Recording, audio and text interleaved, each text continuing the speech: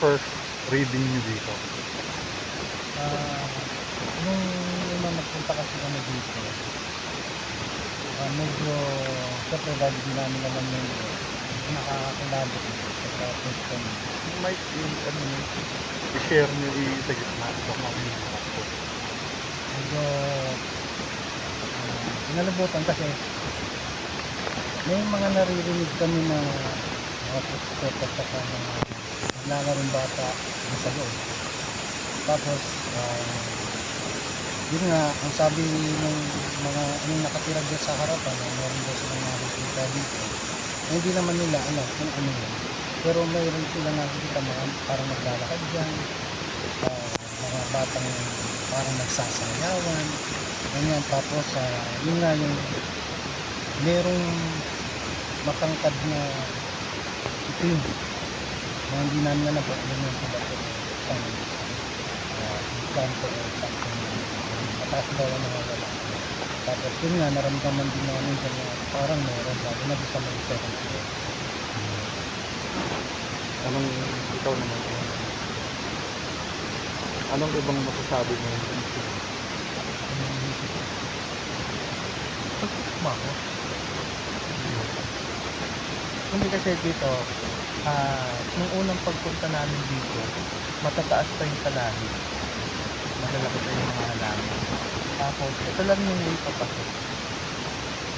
Ang una kong mapansin dito sa may puno, mabigat yung pakiramdam.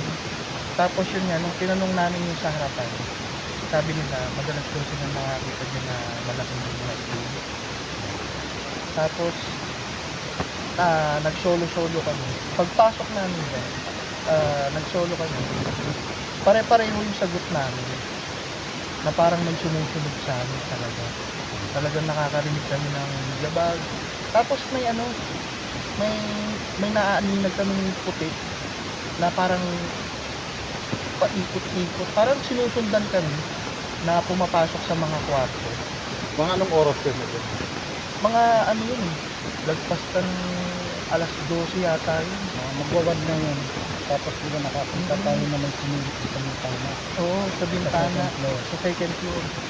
Kasi yung time na yun, nandun kami sa Stage.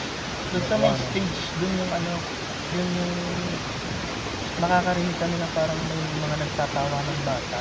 Tapos naisip namin, paano may magtatawa ng bata? Ibis oras na tapos malayo pa to sa mga bahay-bahay.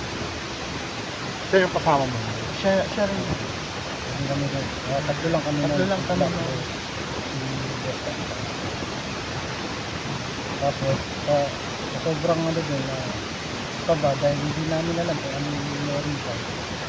Kaya nag-decision na start na nagpakat na hindi namin alam kung ano meron dito. Lalo na yung time na yun nakabalita din ako. Ginagawa nila ito. Yun, kaya for safety, pumunta ako na kami. Tapos yun, hindi na kami lumingon. Regret na kami. Wala na. Okay na. Sir, anong pangalan niyo po? Ray, Ray. Advincula. Anong katungkulan niyo dito sa Barangay lang ako.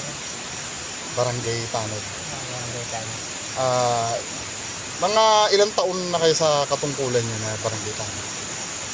Hindi matagal-tagal na rin. 20 years. Nakapag-roving na kayo dito, no? Gaano kadalas? Kasi minsan paglitan na ng isang araw. Bakit kayo nag-roving? Anong meron dyan na pinaparoving sa inyo? Narinig ba sila dyan? Ewan ko kung anong hinaano nila dyan. Katakot daw. Sa pagkakaalam nyo, ilang taon na itong bahay? Matagal na yan. Ilan pa kung 50 years yan. 50 years. Kailan siya huling, natirahan bago siya ma-abandona? Or ilang taon na siyang abandonado? Pero ngayon, lampas ng 30 years siguro. O, yung suntok ng pinatubo. Hmm. 53. Di ba ako pinapanganak mo? Bakit yan inabando na tayo sa tingin mo? Pero hindi naman siya nalubog, di ba? Hindi ko alam kung bakit Yung, di ba, nakita nyo ito na tinitirhan pa dati noon or may active pa to dati? Maganda ba siya dati? Oo, maganda yan. Kumbaga sana yun, para bang bakasyonan nila. Mga artista, no? Oo. May swimming pool ba dito? Malit pa nga siya. Talagang mansion siya, no? Ito, last na tanong ko. Meron kang naririnig dyan dati, kahit hindi nakakatakot na istorya, ano ba yan? Ano bang ginagawa dyan minsan? Sabi na, dito raw nakatira si ano, si Don Ramon. Ang may ilang tabihan sa paa. Yan. Malaking tao yan. Sino yung Don Ramon na yun? Kaya ang nangyari dati ng lupa dito. Kaya siguro nagbabalik siya, yan yung lupa dito. Okay, may additional tanong pa kayo? Bukod doon sa ano, bukod doon sa kay Don Ramon na sinasabi mo. Pero habang nagdurubing kayo, may mga nararamdaman ka kayo sa Sabi niya, meron daw. Wala ka naman. Mga kasama ko, sabi niya,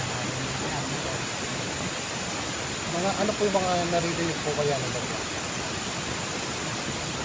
marami pang dahil wala nang nakatira, dito na nagpasok pa. Marami pa.